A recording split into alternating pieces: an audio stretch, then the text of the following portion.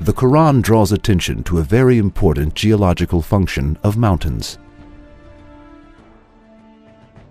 We have set on the earth mountains, standing firm, lest it should shake with them. If we pay close attention to the verse, we will see that mountains' property of preventing shocks on earth is mentioned.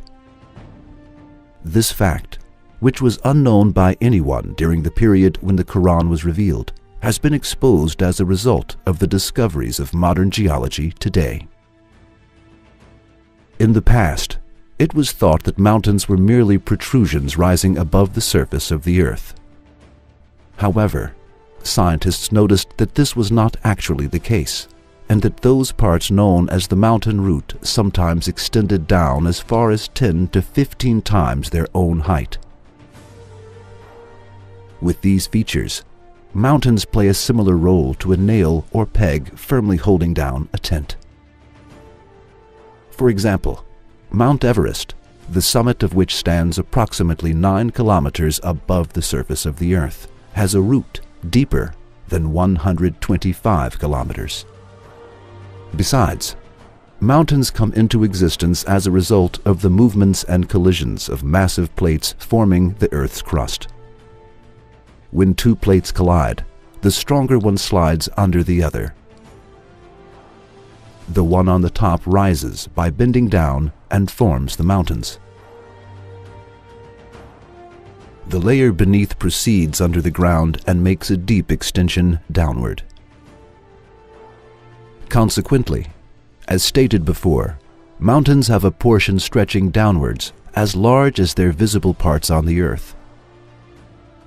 Professor Ciavita, a world-renowned underwater geologist, made the following comments in reference to the way that mountains have root-like stalks attaching them to the surface. The fundamental difference between continental mountains and the oceanic mountains lies in its material. However, the common denominator on both is that they have roots to support the mountains. In the case of continental mountains, light low-density material is extended down into the earth as a root. In the case of oceanic mountains, there is light material which supports the mountain as a root. According to the law of Archimedes, the function of the root is to support the mountains. The effect of mountains on general stabilization of the Earth's crust is defined as isostasy. This concept is explained as follows in Webster's New 20th Century Dictionary. Isostasy is the general equilibrium in the Earth's crust maintained by a yielding flow of rock material beneath the surface under gravitational stress. Furthermore, a book titled Earth by Dr. Frank Press, former president of the United States National Academy of Sciences, which is still used as a textbook in a great many universities, states that mountains are like stakes and are buried deep under the surface of the earth.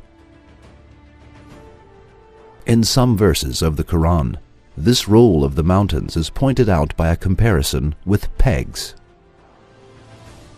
Have we not made the earth as a wide expanse, and the mountains as pegs?